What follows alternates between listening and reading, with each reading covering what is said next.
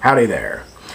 So I saw, for the second time, Kung Fu Panda 2 the other day. And I enjoyed it. I think I had a better time than I did the first time. First time I saw it, practically sold out theater, kids everywhere screaming, running around. Here, the theater wasn't even a quarter full, and not many kids at all. So I got to pay attention. You know, I got to listen. I got to not be distracted. And it certainly helped. I don't think I'm going to increase its rating. I think it's a solid 7. It's very, you know, it's a good movie. It's a 7. It's not the 9 that the first film was. It's a noticeable step down. But it's still a fun time. It's still a good watch. It's about, well, the story of Po. There's a new enemy in the land, a peacock, and he's basically taking over what he feels is rightfully his. He's invented a weapon, and he's a gun, cannon. He's taking over the Valley of Peace. And Po, the Dragon Warrior, and the Furious Five must stop him at all costs. So that's basically what it's about.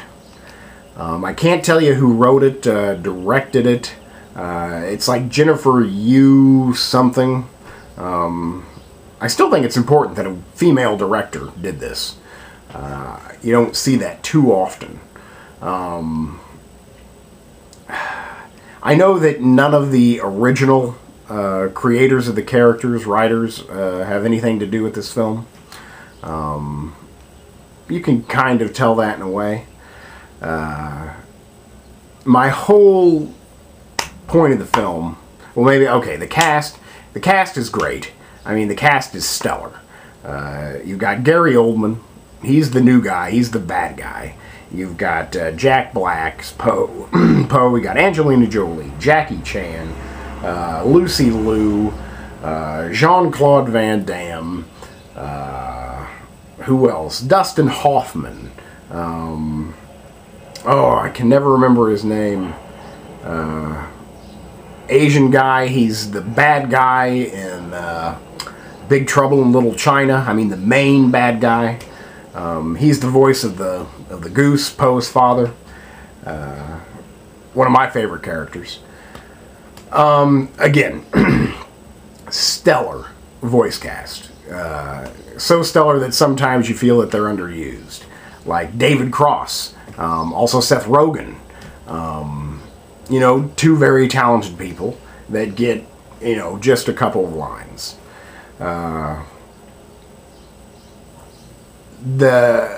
My whole beef, again, it's not like a total beef, and you know, I'm like the film, is Kung Fu Panda, the first film, was gorgeous, action-packed, hilarious, and all the while it displayed, I mean, throughout, a tremendous message.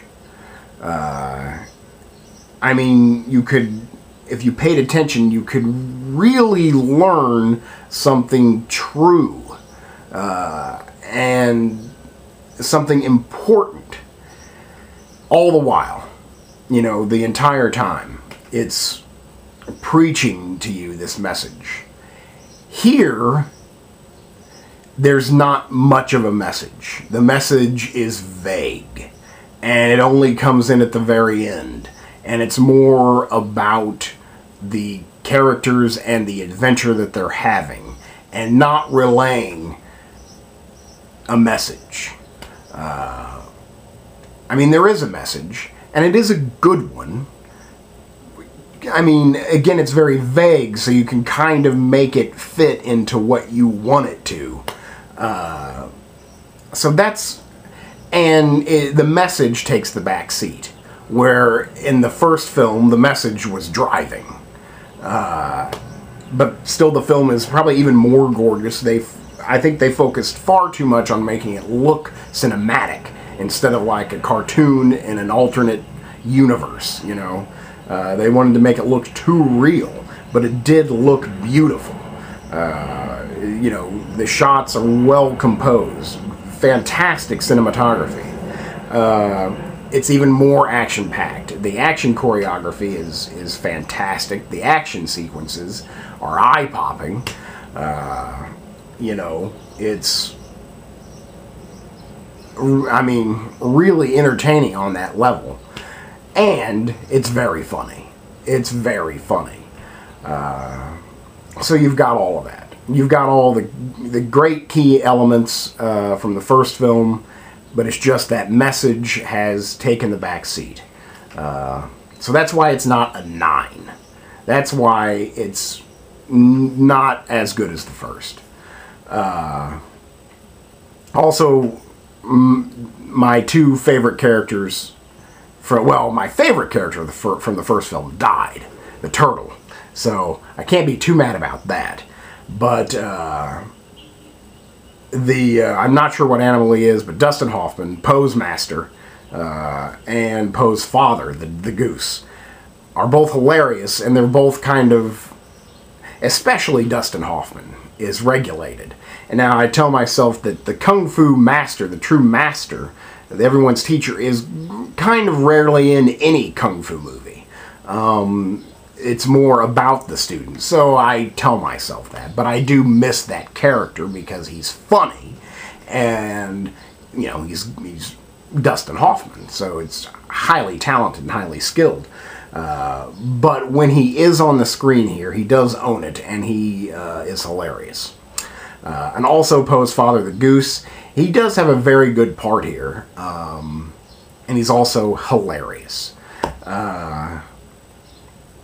I think the Gary Oldman villain is good. It's really kind of divided. I think he almost has as much screen time as Poe. I mean, I'm sure Poe beats him out in the long run, but again, the bad guy is not a minor character in this. We know a lot about the bad guy, and that makes it good. That, you know, that makes for a good confrontation at the end. And not so much at the end. They really confront each other, like halfway through, and then it's like, then it kind of gets repetitive. You know, they fight, and then for some reason they don't fight and are away. And then they just have to, like, get to a next building, and then they get to start fighting again. So it may be just a tad repetitive towards the end. There's hand-drawn animation throughout, and the hand-drawn animation just makes me miss hand-drawn animation. You know, I love it, and it looks gorgeous. So that's almost like my favorite part, are the hand-drawn animation. We also get to see Poe as a baby, and that's really funny. You know, it's cute. You know, it's a good movie. You know, it's a good movie. Don't get me wrong, please. You'll have a fun time. Both times I saw it was in 2D. I liked how it didn't play too much to the 3D crowd. Again, it wasn't shot in 3D. It wasn't made for 3D. So I don't think it should have been seen in 3D. So a lot of films you'll see that even aren't made in 3D play to that 3D technology. And when you watch it in 2D or even at home later on, it's like, why are they doing that? It's so tacky. And it's like, oh, because they were wanting to get so much money in the 3D, you know, market. Megamind comes to mind. You know, when I watched that here at home, I didn't see it in the theater. When I watched that here at home, it was like they were doing everything, you know, to say, isn't this cool in 3D? Kung Fu Panda didn't do that much. Maybe just a tad bit, but again, not much. So in 2D, I thought it was spectacular. You know, it looked good. I mean, really, it looks gorgeous. It's very funny. it seems like there was something else I wanted to say about it. And maybe I said it. Well, I don't know. I think, you know, man, there was something there. What was it? Well, now I've forgotten it. Perhaps it was not important. So anyway, that's Kung Fu Panda 2. Saw it for the second time. Good stuff, you know. If you like the first one, you'll like the second one. Oh, what's so good about the film, and why it will always be good, and even if they make a third, how I still feel it will be a good film, is Po. The central character is a fantastic character. He's a great hero. He is someone you can look up to. He, in the face of danger, in the face of death, in the face of fear, he shows nothing but joy. He faces death with fearlessness. And I think that's very important.